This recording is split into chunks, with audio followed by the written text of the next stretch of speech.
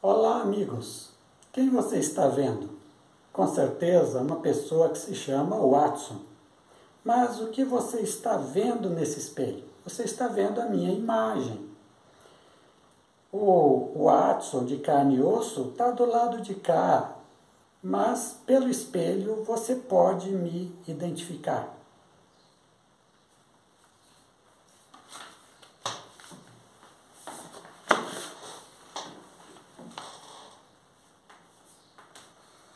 Na verdade, o que você está vendo agora é a minha própria imagem também, mas agora de uma maneira direta. Mas quando você assiste este vídeo, é a pessoa humana, o Watson, que você vê e ouve.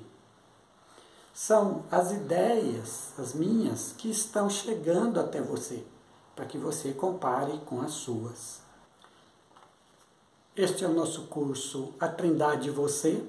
Esta é a nossa aula número 6, que tem como título A Imagem Ficou Escondida. Eu sou o professor de Teologia Watson Rocha e convido você a estudar a Trindade comigo. Assista às outras aulas deste curso. Um conceito bíblico muito importante é que o ser humano foi feito à imagem de Deus. Gênesis 1, 26 e 27. E disse Deus: façamos o homem, humanidade, à nossa imagem, conforme a nossa semelhança. Criou, pois, Deus o homem à sua imagem. A imagem de Deus o criou.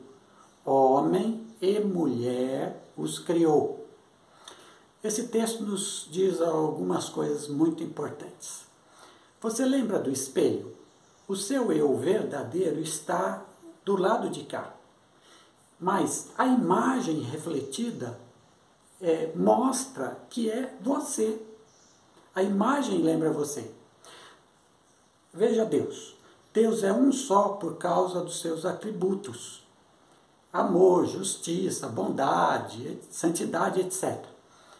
E o que Deus fez? Deus colocou do seu ser na humanidade, nos seres humanos. Ou seja, fez deles a sua imagem. Só que esses atributos vêm para o ser humano de forma limitada. Deus é perfeito, os atributos são limitados. Assim, nós podemos amar, nós podemos buscar a justiça, nós podemos ter paz, nós podemos ser bondosos. Outra coisa, você lembra que Deus é um só e também é três pessoas? Esse modo de ser, Deus também colocou no ser humano, isso também é a imagem de Deus. O que significa isso? Ele criou homem e mulher da humanidade. Existe uma humanidade que tem uma essência só. É uma humanidade. Mas esta humanidade existe em milhões de pessoas, bilhões de pessoas, bilhões de seres humanos. Esta é uma imagem do que é o Deus Trino. Deus é um e três pessoas. Nós somos uma humanidade e bilhões de pessoas. Mas é a imagem de Deus também. Além disso, Deus nos colocou como humanidade, como administradores, líderes deste planeta, desta terra. Veja no verso 28 o que diz. Então Deus os abençoou e lhes disse: frutificai e multiplicai-vos, enchei a terra e sujeitai-a, dominai sobre os peixes do mar, sobre as aves do céu e sobre todos os animais que se arrastam sobre a terra. A terra é de Deus, Ele que criou, mas Ele decidiu colocar a humanidade para cuidar bem dela. E aí, você está conseguindo me ver? Está difícil agora, né? Sabe o que aconteceu? A minha imagem, que estava no espelho, ficou escondida pela fuligem. E você com certeza me vê com muita dificuldade. Foi isto que aconteceu com nossos primeiros pais e com toda a humanidade.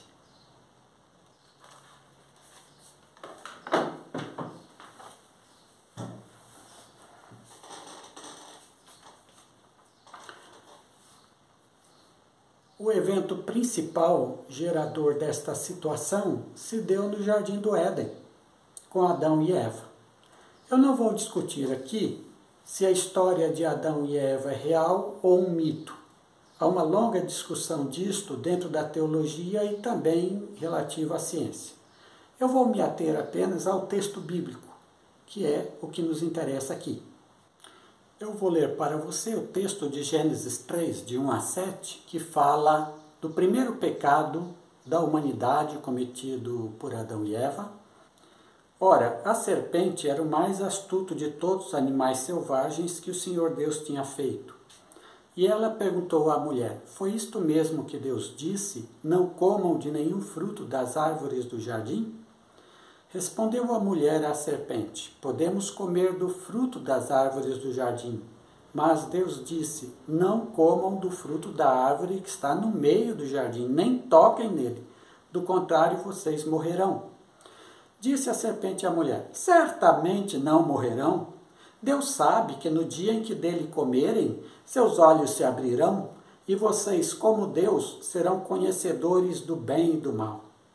Quando a mulher viu que a árvore parecia agradável ao paladar, era atraente aos olhos e, além disso, desejável para dela se obter discernimento, tomou do seu fruto, comeu-o e deu a seu marido, que comeu também. Os olhos dos dois se abriram e perceberam que estavam nus. Então juntaram folhas de figueira para cobrir-se.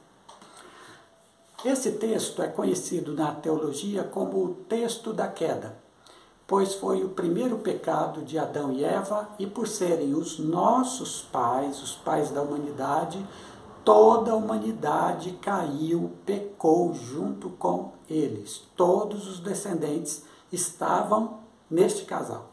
Eles pecaram, todos pecaram também. Aí você vai dizer: mas eu não estava lá para decidir, eu não tomei decisão nenhuma de comer ou não daquele fruto, de ser ou não igual a Deus. Como é que isso me afeta?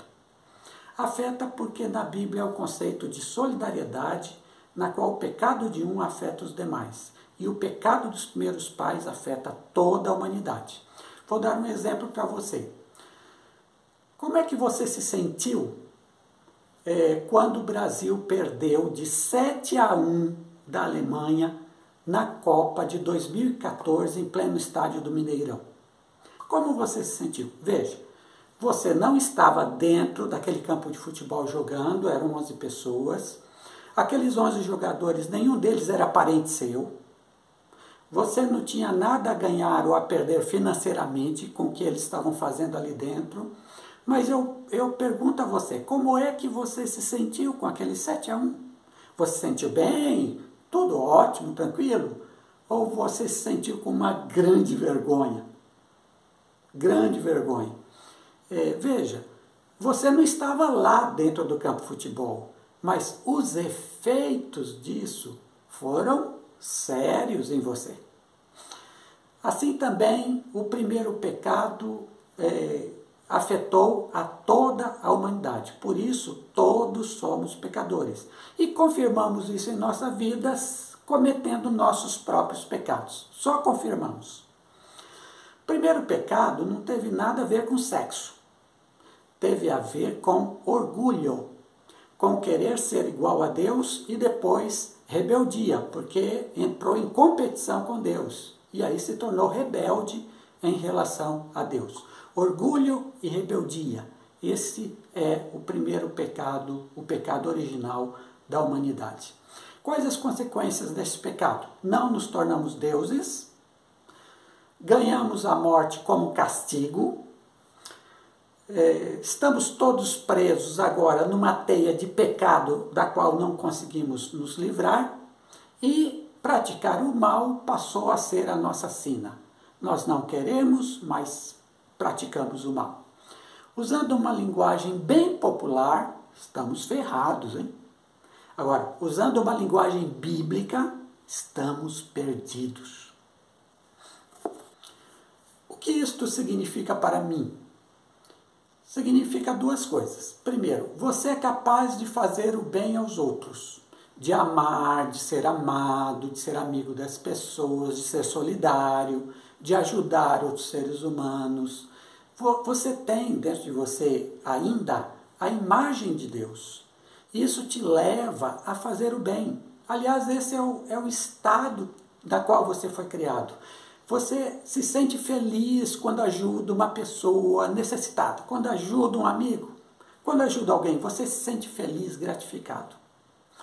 Mas, segunda coisa, você também é capaz de fazer o mal aos outros. A imagem de Deus foi quebrada em você, o pecado está em você, é você quem pratica o pecado, você pratica o mal. Então você engana os outros, você conta uma mentira para se livrar de um problema, você xinga nas redes sociais quem pensa diferente de você, você trai seu companheiro, sua companheira, você gosta de fazer o mal, ou seja, você peca. E assim somos todos nós, sem exceção nenhuma. Aí você diz, não, eu não sou assim mal, não, eu sou uma pessoa boa, sou uma pessoa correta, faço as coisas tudo certinho, eu não sou ruim não, eu sou bom. É assim que você pensa? Faça um teste com você. O teste é o seguinte, junta todos os seus amigos, sua família, junta um monte de gente e vamos colocar um telão na qual eles vão ver e ouvir, olhe bem, todos os seus pensamentos mais íntimos, todos os seus pensamentos. Aí eu pergunto para você, como é que você ficaria se isso acontecesse? Se fosse comigo, eu morreria de vergonha, porque eu sei da maldade, tantas vezes, dos meus pensamentos e de minhas ações também, algumas delas, mas eu sei disso. A humanidade inteira vive entre a prática do bem e do mal. Somos a imagem de Deus, mas a imagem de Deus está quebrada em nós por conta do pecado. E aí nós ficamos nesse dilema o tempo todo, desejando fazer o bem, praticando o mal, praticando o bem e muitas vezes desejando o mal. Proponho a você 2 testes e um desafio. Primeiro teste.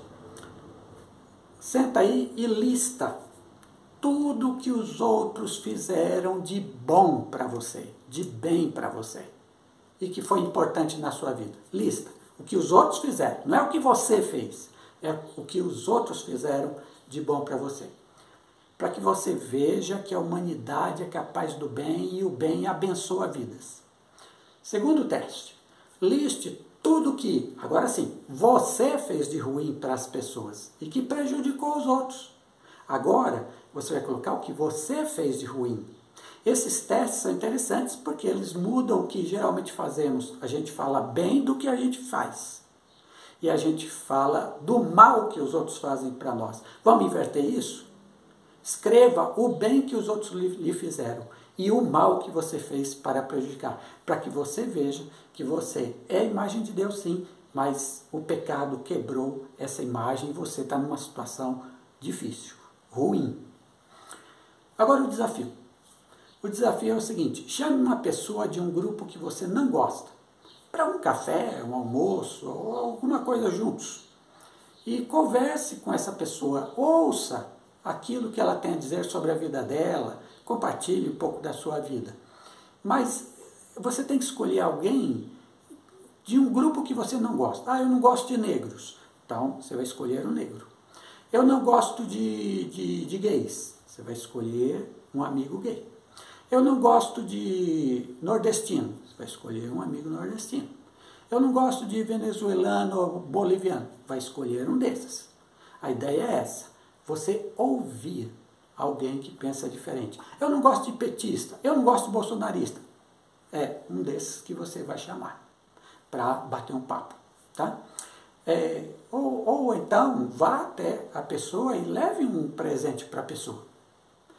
Faça esse desafio, cumpra, para que você quebre algumas coisas que são preconceitos e pecados que ainda há em você. Se você gostou dessa aula, compartilhe para ajudar outras pessoas. Faço um pedido a você. Inscreva-se no meu canal do YouTube, na minha página do Facebook e no meu blog. Deixe seus comentários e até a 7ª aula. Tchau!